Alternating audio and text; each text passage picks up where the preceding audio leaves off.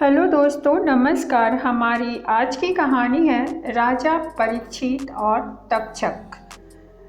कई वर्षों से प्रतिशोध की ज्वाला में जलता हुआ और अपने शत्रु को किसी हाल में मार देने को आतुर एक बूढ़ा ब्राह्मण तपस्या में बैठा हुआ था। और अब जब वह अपने लक्ष्य के बहुत करीब पहुंच चुका था, तब उसके मार्ग में एक बहुत बड़ी अड़चन आने वाली थी और वह उस अड़चन को भी अपने मार्ग से हटाने के लिए आज वह अपना असली रूप बदलकर नकली वेश में बूढ़ा ब्राह्मण बनकर बैठा हुआ था। वर्षों पहले इसका पूरा परिवार आग में जलाकर भस्म कर दिया गया था। आज से वर्षों पहले की बात है। एक घने जंगल में भीषण आग लगी और उस जंगल में रहने वाले सभी जीव जंतु, जंगली जानवर, पशु पक्षी सब जलकर भस्म हो गए।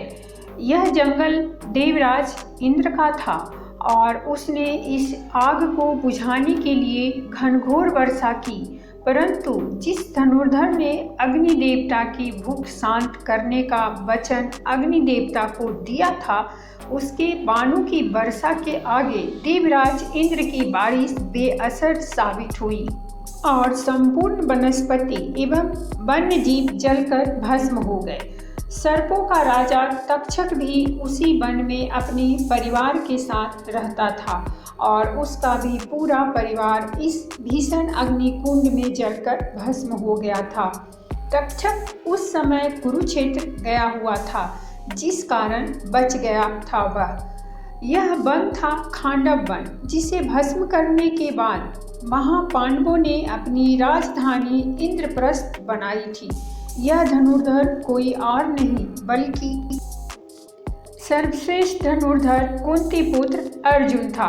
और आज इस घटना के वर्षों बाद भी प्रतिशोध की ज्वाला में जलता हुआ वह बूढ़ा ब्राह्मण अपने परिवार की मौत का बदला लेने को तत्पर बैठा था और जिनकी प्रतीक्षा में वह बैठा हुआ था, आखिर वही ऋषि कश्यप तेज कदमों से उस ओर बढ़ते हुए आ रहे थे।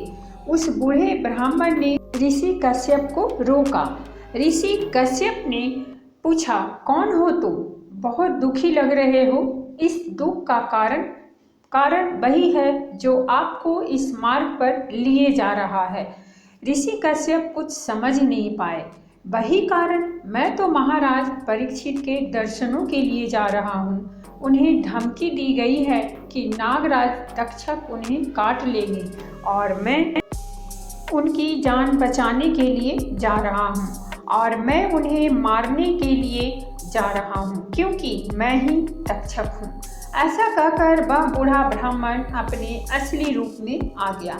ऋषि कश्यप ने देखा कि अपनी आंखों और अपने मुंह से विष उड़ाता, आग बरसाता, सैकड़ों फीट लंबा नागों का राजा तक्षक उनके आगे खड़ा है।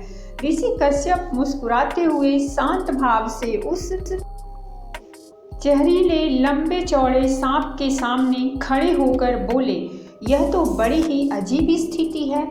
आप महाराज परीक्षित को मारने जा रहे हैं और मैं उन्हें बचाने जा रहा हूँ।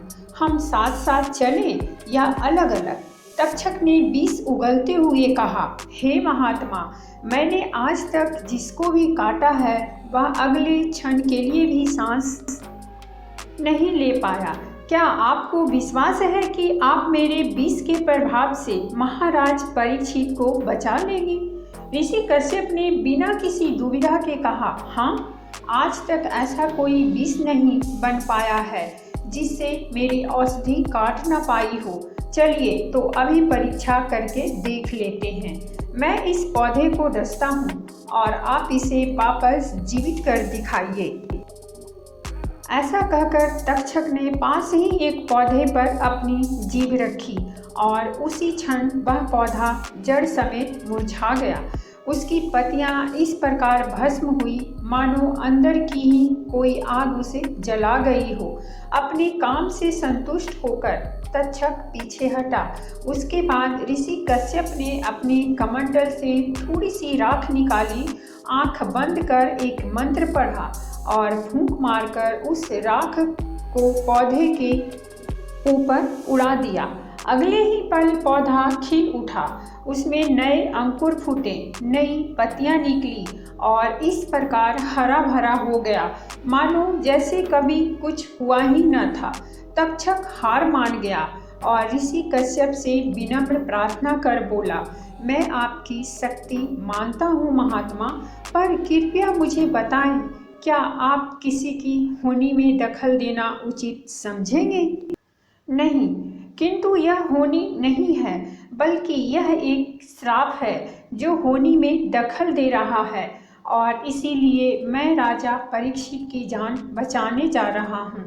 उसके बाद तक्षक उत्तेजित हुआ और जोर से चिल्लाते हुए दुखी होकर अपनी पूरी व्यथा महर्षि कश्यप को सुनाने लगा। यह होनी नहीं है महात्मन, यह महाराज परीक्षित का भाग्य है, और उनकी इस प्रकार मृत्यु का निर्णय उसी दिन हो गया था जिस दिन अर्जुन ने खांडव वन को जलाकर भस्म किया था। तमाम वनस्पतियों और वन जीवों सहित मेरा परिवार भी उस आग में जलकर भस्म हो गया था। तब मैंने प्रतिज्ञा की कि मैं अर्जुन से इसका प्रतिशोध अवश्य लूँगा। जिस प्रकार मेरा वंश उस अग्नि में भस्म हुआ है, उसी प्रकार मैं अर्जुन के वंश को भी अपने विष के प्रभाव से समाप्त कर दूंगा। मैंने इसके लिए देवताओं से प्रार्थना की और देवताओं ने अर्जुन के पौत्र राजा परीक्षित के भाग्य में मेरे द्वारा डसकर मारा जाना ही लिखा है, क्योंकि कर्मों का फल तो भुगतना ही पड़ता है और कोई भी इससे अछूता नहीं रह सकता है, फिर चाहे वह दुर्योधन हो या अर्जुन। तक्षक की लाल लाल आंखों से अब आंसू बह निकले।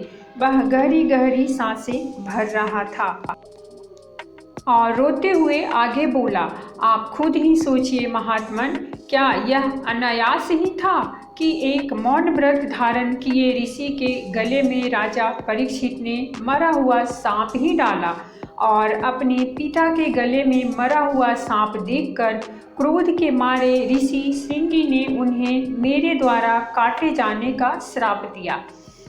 वह किसी और कारण से मृत्यु का श्राप भी तो दे सकते थे। इसीलिए हे महात्मन, मेरी आपसे विनम्र प्रार्थना है कि आप लौट जाएं और राजा परीक्षित के भाग में दखल ना दें। तक्षक द्वारा पूरी कहानी सुनाए जाने के बाद महर्षि कश्यप ने इसका सम्मान किया और ईश्वर द्वारा लिखे गए विधान में किसी तरह का हस्तक्षेप ना करते हुए वे वापस लौट गए। महाराज परीक्षित को ऋषि समीक के युवा पुत्र ऋषि श्रृंगी ने श्राप दिया था कि 7 दिनों के भीतर नागराज तक्षक द्वारा काट लिए जाने से उनकी मृत्यु हो जाएगी। राजा परीक्षित भी इस बात को जान चुके थे कि ऋषि श्रृंगी के मुख से निकला हुआ श्राप अचूक है और उनकी मृत्यु निश्चित है।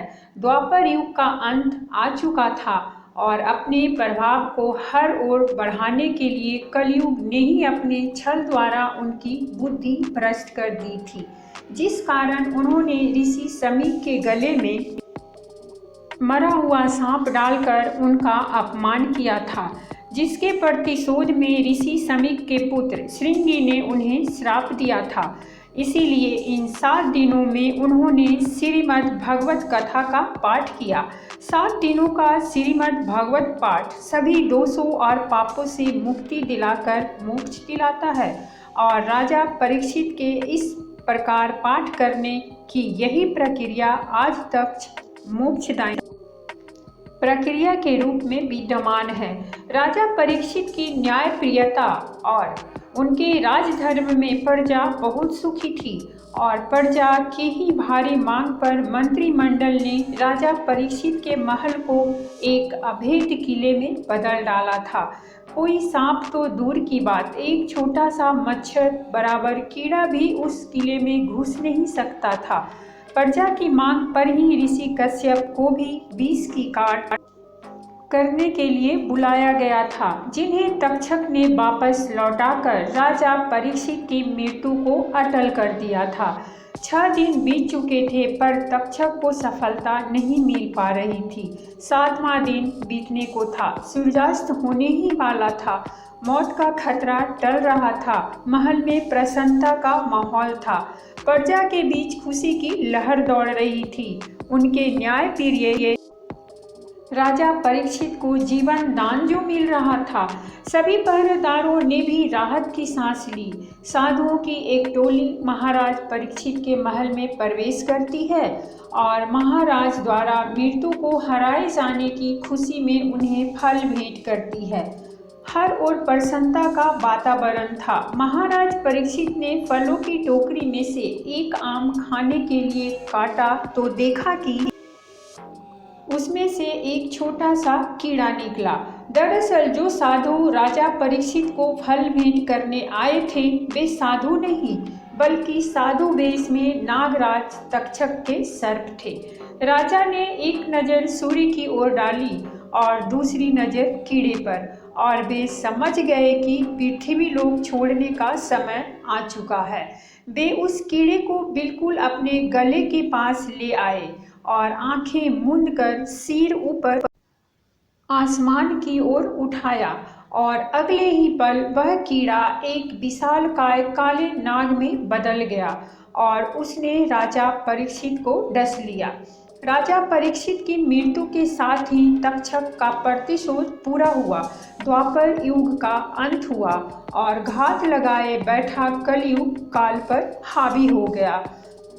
तो ये थी हमारी आज की कहानी। अगर कहानी पसंद आई हो तो प्लीज़ हमारे चैनल को सब्सक्राइब कीजिए, वीडियो को लाइक और शेयर जरूर कीजिए। कहानी सुनने के लिए बहुत बहुत धन्यवाद।